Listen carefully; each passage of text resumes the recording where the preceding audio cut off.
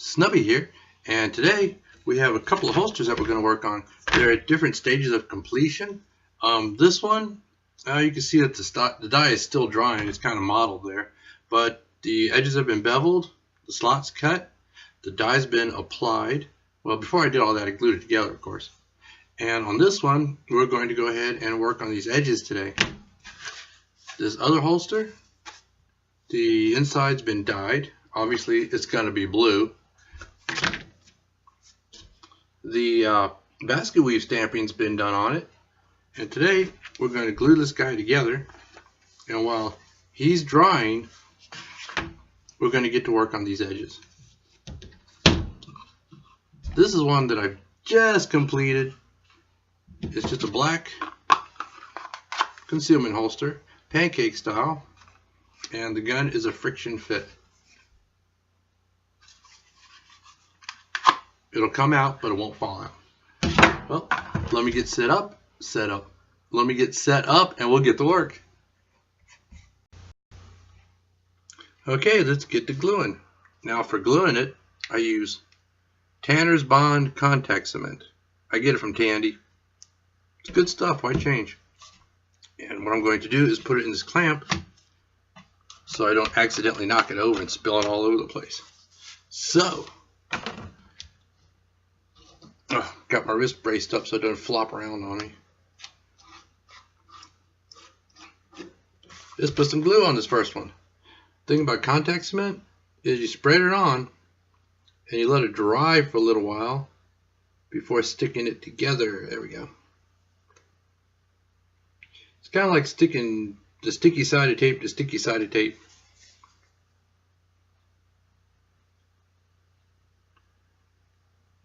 Once it's glued together, it doesn't want to let go. And in fact, it won't without damaging the material. In this case, damaging the leather. I'm not going to go all the way out to the edge. To the edge here, you see? I might get a little bit closer, but the idea is once I go to trim these edges to sand them, the glue will come out through the joint, and it'll be like a gooey blob that you have to get rid of when you bevel your edge, when you burnish your edges, and that'll interfere with making your edges really pretty. Well, let me get some more glue on this thing.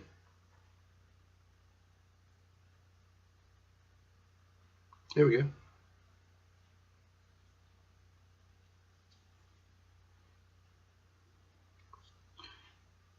Some people put 2 coats, that's fine. I've found 1 coat works fine with me.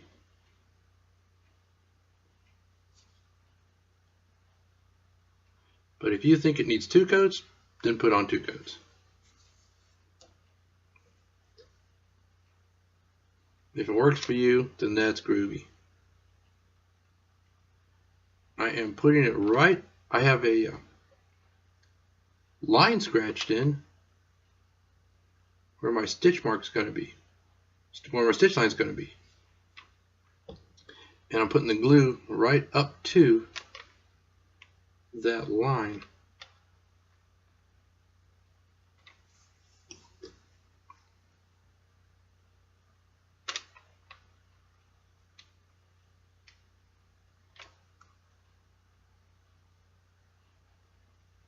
Yeah, my hands start to shake a little.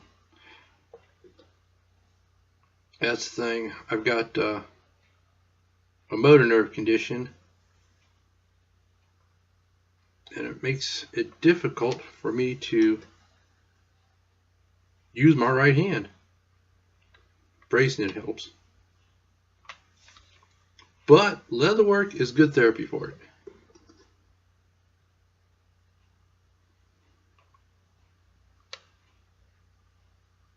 So actually, this isn't really a hobby,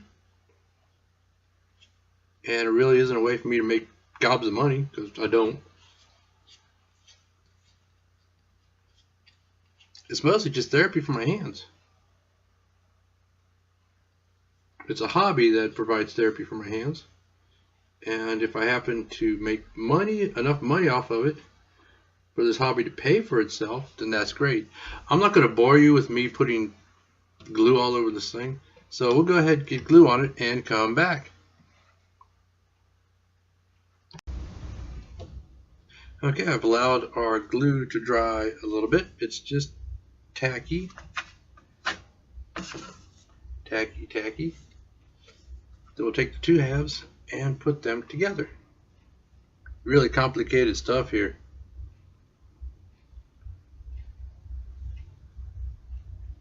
Line it up.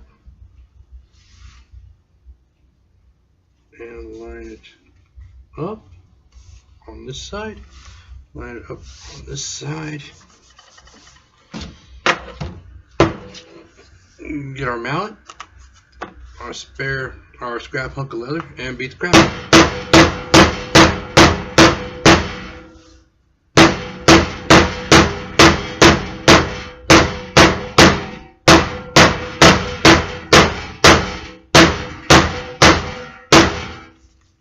Flip it around, do the other side.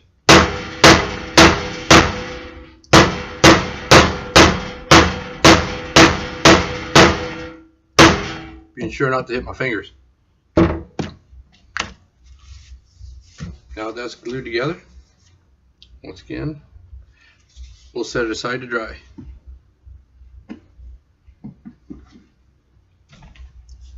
Now we'll go back to our brown one. Get a damp sponge and wet those edges. Don't have to put gobs of water on it. Then you want to put enough that it'll actually burnish.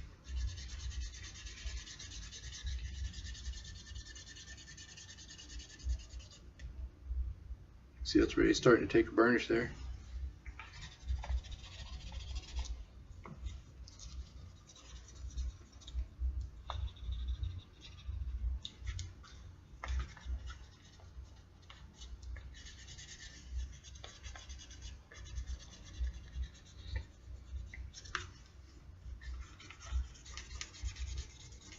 This is how I do it. No fancy machinery. No nothing. Just me and my burnishing tool. See a little bit of dyes coming off there. I have another burnisher that I'll use only for black. Because since the dye does come off, it sometimes transfers. And these things aren't that expensive anyway.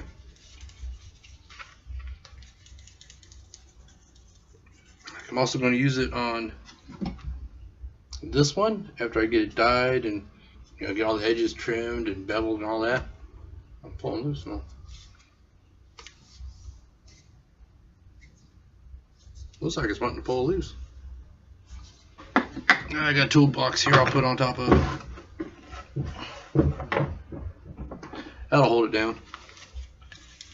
Now we'll get back to our burnishing.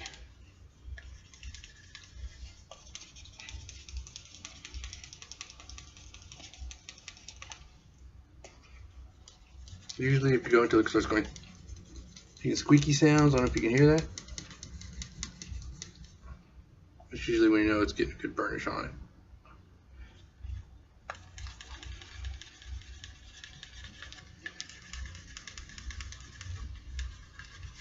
One thing I forgot to mention is before you glue it together, burnish this part. Bevel and burnish this part that's going to be in the opening, because once it's glued together, even after it's molded, that's very difficult to get to.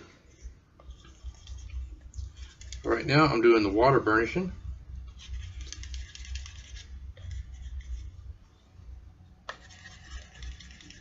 Then after that, I'm going to put some gum trag on it. And that's looking pretty good. What you think? Got my gum trag. I make it happy to shake stuff. I don't know if it's really necessary. Put it in my clamp so I don't dump it on the floor. I'll first loosen it. There we go.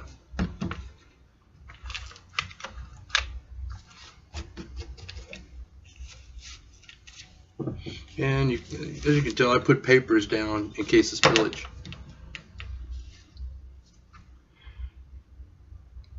Get a little bit of gum trag on my dauber. A little dauber dabble do ya.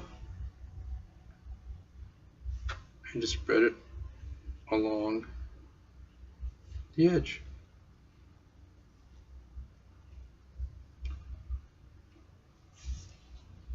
No big secret here. A little bit of gum trag. And a little bit of good old fashioned burnishing. I generally like to let it dry a little bit. Seems to work better for me if I do that. Not a long time, just a few seconds. And then get back to burnishing.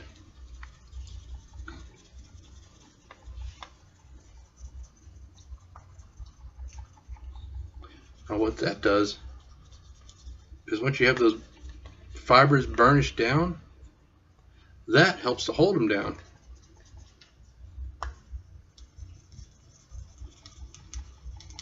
Plus, it gives you a nice shiny edge. And that is my goal.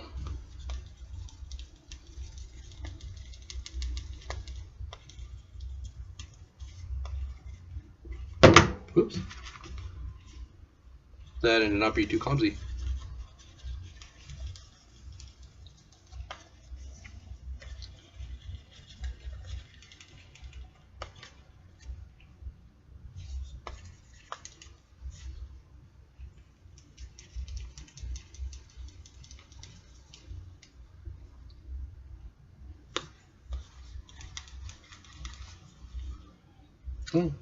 That's one side.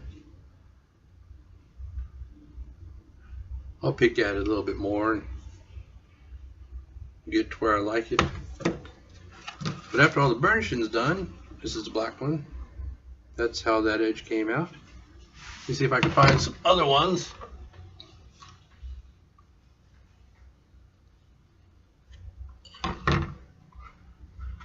Okay, here's another brown one, a dark brown one that I did actually a while back. This one's from years ago, and the edges are still holding in there. Blue. That's my blue jean holster. So I'm going to continue working on these edges. I'll take care of this other one, and we'll be right back.